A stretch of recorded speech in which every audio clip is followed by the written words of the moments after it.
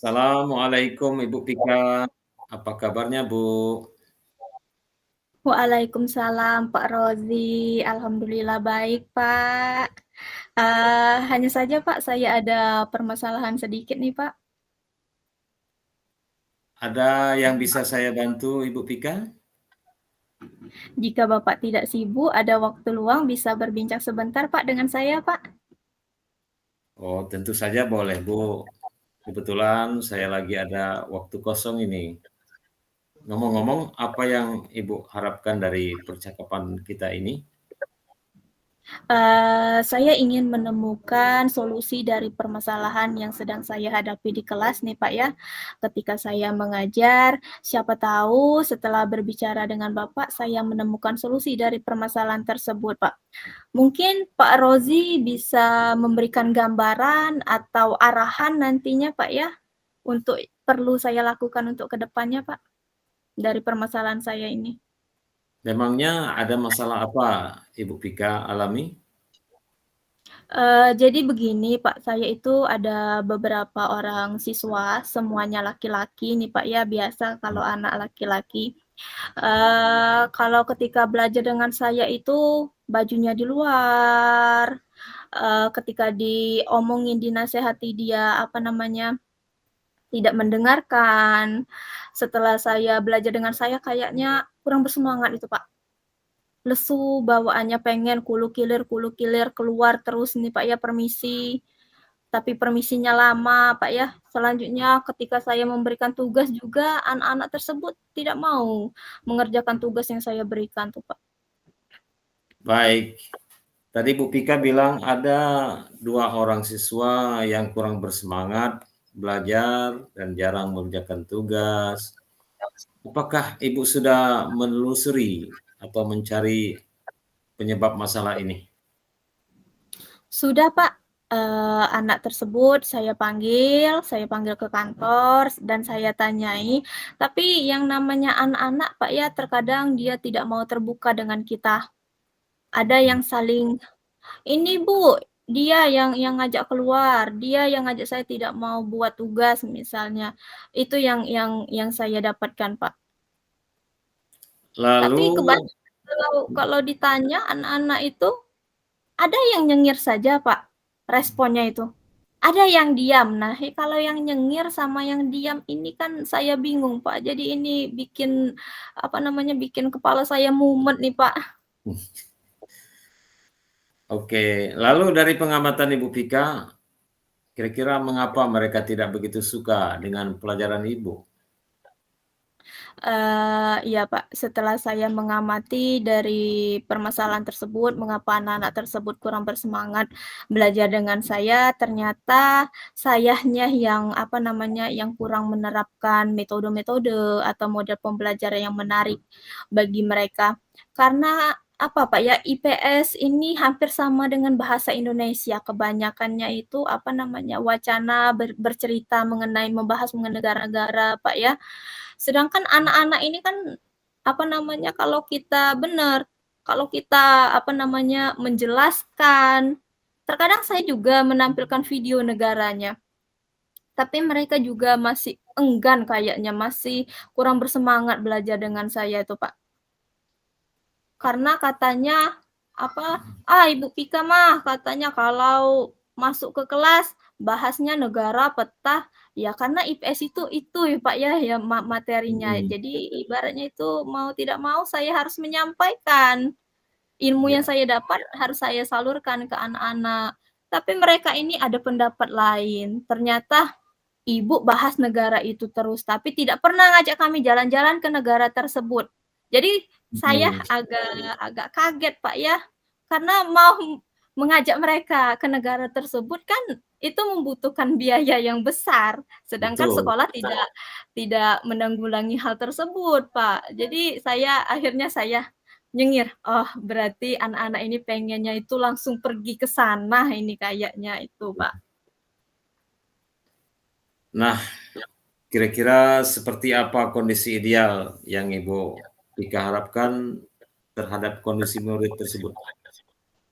Tentu saja saya mengharapkan anak-anak tersebut, Pak, bisa belajar dengan baik dengan saya, mereka nyaman belajar dengan saya, ketika bertemu dengan saya, menyukai pelajaran IPS tentunya. Pokoknya mereka itu harapan saya bisa mengikuti pelajaran saya dengan baik, sama halnya dengan anak-anak yang lain, Pak, ya. Oke. Kalau begitu, apakah ada yang bisa Ibu Pika lakukan untuk meningkatkan motivasi belajar murid gitu? Berdasarkan dari pengamatan saya tadi, Pak, ya, ternyata saya itu kurang menerapkan metode metode Mhm, yang menarik. Jadi di sini, apa namanya, saya menonton film-film pendidikan yang mhm, memotivasi saya di situ, yang saya tonton itu dari film India nih, Pak, ya, yang mhm. judulnya Getanani, itu bagus sekali, Pak, film pendidikannya, yang Bukan dari film sekolah. goyangnya, Bu, ya? Film Iya. pendidikan? Iya, film-film membahas mengenai pendidikan, Pak, yang pendidikannya itu ibaratnya bisa kita katakan, apa namanya, hampir amburadul itu, Pak, ya.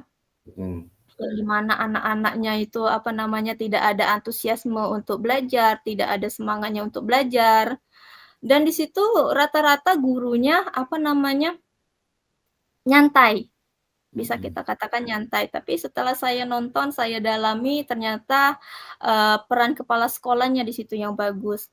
Jadi memang peran kepala sekolah itu memang ikut andil dari segala hal, dari segala sisi, Pak, ya. Jadi Betul.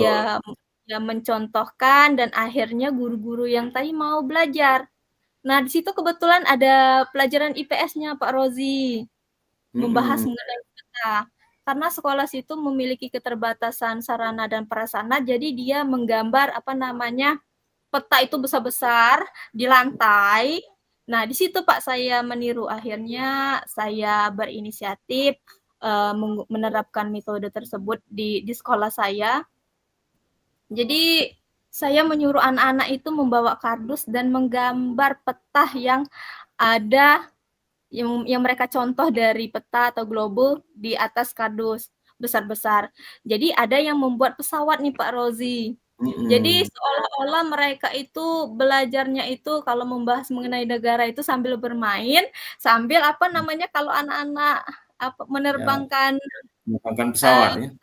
iya, sambil bermain, iya, saya sampai ke negara ini misalnya. Itu kalau saya melihat mereka ketawa, senang, rasanya bahagia, Pak Rozi. Mungkin metode itu, termasuk metode yang berhasil saya terapkan kali, Pak, ya. Betul. Mungkin itu, Pak. Jadi sangat menginspirasi sekali film India tadi, Bu, ya. Iya, Pak. Baiklah, Bu, apakah ada metode lain kira-kira yang berhasil Ibu terapkan selain, mencontohkan film tadi, Bu? Kalau kalau metode lain itu pernah saya terapkan, Pak, ya, dari segi mengajar karena kita guru itu, harus apa namanya, mencari inovasi-inovasi baru dari pembelajaran yang akan kita sampaikan. Bagaimana caranya itu, anak-anak itu senang, bersemangat ketika belajar dengan saya. Di situ saya pernah menerapkan metode pembelajaran itu, Pak. Kalau anak SMP ini, Pak, masih senang bermain-main, jadi saya ajak bermain-main juga belajarnya. Jadi di situ mereka bermain sesuai keinginan mereka. Saya ibaratnya membebaskan tapi sesuai dengan topik, Pak, ya. Mhm, Ada yang senang menggambar, itu saya perbolehkan, silakan menggambar.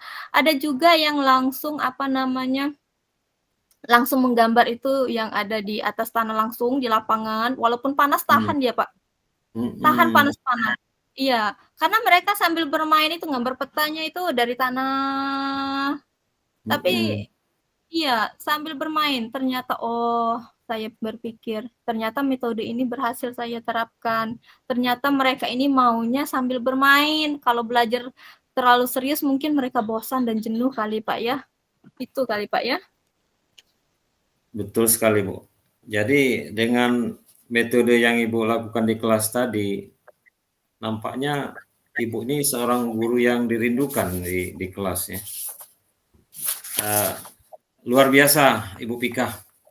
Kalau saya nilai dari gaya Ibu menyampaikan materi di kelas, jika kalau kita rating dari angka 1 sampai 10, menurut Ibu Pika seberapa tingkat keberhasilan metode itu Ibu yang menarik minat siswa di kelas? Kalau saya posisikan diri saya dari titik, misalnya ranking-an atau peringkat dari 1 sampai 10 itu mungkin saya berkisaran dari 7, angka 7 sampai 8, Pak. Kalau angka 9, 10 itu udah luar biasa sempurna, tapi kayaknya saya masih berjalan dari 7 ke 8 nih, Pak. Baik. Selanjutnya, apa saja rencana yang akan Ibu Pika lakukan dan bagaimana langkah-langkahnya? Yang akan saya lakukan itu, Pak, ya, saya akan segera menerapkan metode pembelajaran yang bervariasi, Pak, ya, yang menarik bagi anak-anak dan juga diselingi dengan sebelum belajar kita apa Mhm. namanya, menampilkan video-video, mindfulness, ya, kita berpikir sejenak, Mhm. merenungkan apa yang kita lakukan pada hari ini. Misalnya juga di pertengahan kita ketika belajar itu ada diselingi dengan ice breaking. Ice breaking kan itu menuntun anak-anak untuk apa Mhm. namanya selalu bergembira, Pak, ya. Kita aja udah tua kalau ada ice breaking, kita sering pelatihan itu rasanya senang sekali apalagi anak-anak. Mhm. Nah, tapi materinya mindfulness sama apa namanya ice breaking-nya itu sesuai dengan materinya, Pak. Serta saya mengupdate diri untuk menggali, mencari informasi terkait cara mengajar, media pembelajaran, Pak, ya. Supaya apa? Supaya, tercapainya tujuan pembelajaran itu, Pak. Baik, Bu. Ini saya tertarik masalah ice breaking, Bu. Pernah enggak Ibu mencoba di kelas Ibu mengajar langsung to the point dengan melaksanakan ice breaking terlebih dahulu? Apakah lebih efektif, lebih semangat yang mana, Bu, kira-kira? Apakah tanpa ice breaking, apakah diawali ice breaking waktu di pendahuluannya? Iya, kalau di pendahuluan, Pak, ya, itu saya sering apa namanya, melakukan ice breaking. Ternyata mereka semangat awalnya. Mhm. Akhirnya di pertengahan mereka kendor lagi semangatnya. Mhm. Nah, akhirnya saya melakukan ice breaking lagi di pertengahan. Itu, Pak. Kalau di akhir kan mereka udah capek, jadi ice breaking-nya itu saya suruh baris, Mhm. mereka apa saling pijiti pundak temannya, Mhm. giliran secara bergiliran. Akhirnya mereka fresh kembali itu, Pak. Baik. Kayaknya efektif, Pak. Mhm. Efektif ya. Baik. Ya. Siapa yang bisa membantu Ibu Pika dalam menyusun maupun melaksanakan rencana yang Ibu rencanakan tadi? Tentu saja yang membantu saya di sini, Pak, ya, ada kepala sekolah Mhm. dan juga rekan sejawat saya selalu membantu dan memberi saran kepada saya. Dan tidak lupa juga saya, selalu ada kerjasama dengan orang tua. Jadi apa namanya, terjalin 2 komunikasi, Pak, ya. Mhm. Apa sambil minum dulu, Bu? Iya, permisi, Pak, ya. Ya, saya sangat senang mendengar cerita Ibu.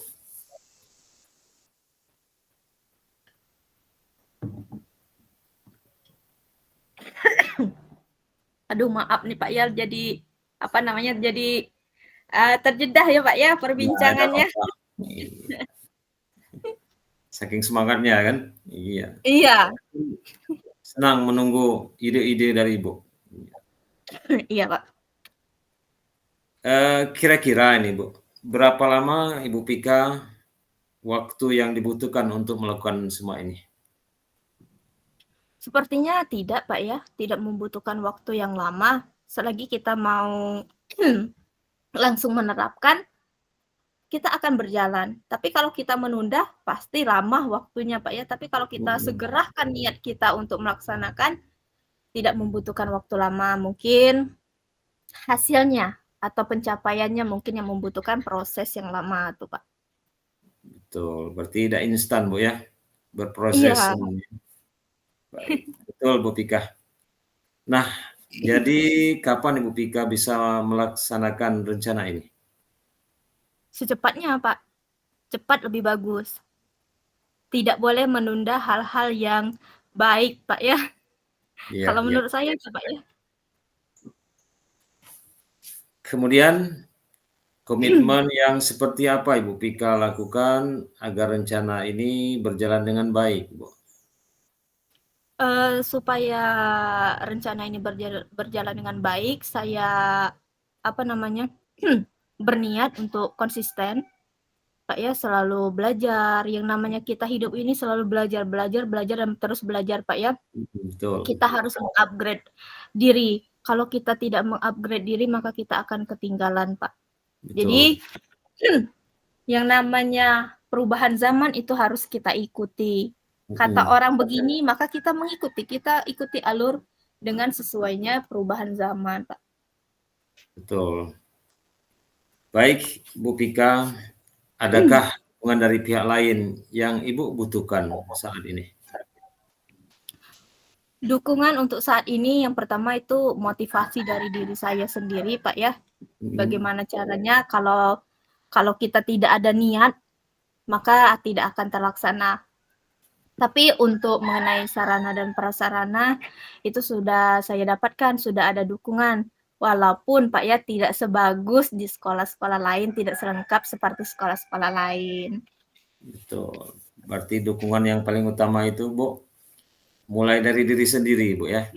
Ya, Iya, Pak. bagus programnya kalau kita tidak mau memulai dari diri sendiri, dari diri kita dahulu, ya betul kata Ibu Pika tadi, tidak akan bisa berjalan ya. Iya. Baiklah Bu Pika, semoga rencana itu berjalan dengan baik dan lancar ya Bu. Nah, bagaimana perasaan Ibu Pika setelah kita berbincang-bincang sejenak tadi? Perasaan saya senang, Pak, sampai saya batuk-batuk saking semangatnya, Iya iya ya. betul Iya. Jadi saya, apa namanya, merasa senang sekali karena saya sudah menemukan solusi dari, apa namanya, permasalahan saya. Mungkin kalau saya tidak berbincang-bincang dengan Pak Rozi ini, saya tidak akan menemukan solusinya nih, Pak, ya. Tapi betul setelah kita berbincang, oh iya, ternyata ini solusi yang harus saya jalankan ke depannya. Itu memang benar kata orang itu, kita tidak boleh memendam masalah sendiri itu kalau betul kita tidak bisa mengatasinya. Tapi betul selagi kita bisa mengatasinya, baik oke lah. Tapi kalau tidak bisa, maka kita boleh sharing dengan orang lain. betul. Syukurlah kalau begitu Ibu. Memang kita harus sering sharing, berkolaborasi, baik dengan pimpinan maupun rekan sejawat. Jadi intinya jangan dipendam sendiri persoalan. Ya nanti bisa ya ada penyakit lain nantinya. Penyakit yang ya buat pening kepala nanti kan. Oke, apakah ada hal lain yang ingin Ibu Pika sampaikan lagi? Mungkin itu aja Pak yang ingin saya ceritakan. Mungkin di kemudian hari nih bisa saya cerita lagi Pak Rozi ya boleh Pak ya? Boleh, dengan Ketika sangat senang saya hati. iya, misalnya nanti saya kepalanya mumet lagi nih tidak menemukan solusi dari Hmm, permasalahan saya nanti mungkin saya akan menghubungi Pak Rozi nih. baik, siap.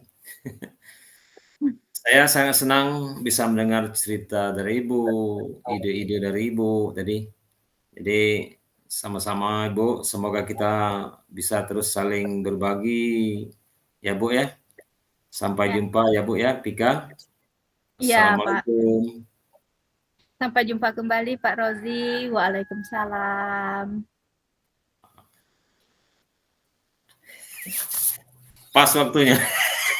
Apa?